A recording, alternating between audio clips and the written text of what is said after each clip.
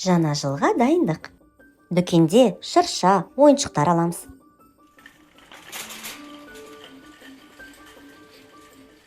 Шыршаны қойып, ойыншықтармен безендіреміз. Аяз атаға хат жазамын. Аяз ата көп сыйлық алып келеді.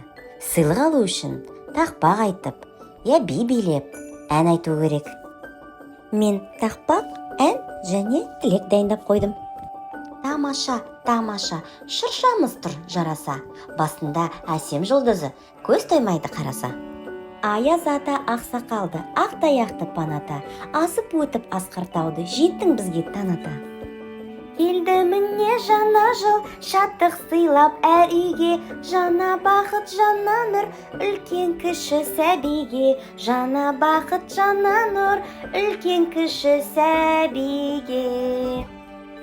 Жаңа жыл бақыт, шаттық, қуаныш, құт береке әкелсін. Жаңа жылым мол болсын, бізге құтты жыл болсын. Керемет, Аяз ата сіздерге де көп сыйлық әкелсін. Каналға тіркеліңіздер.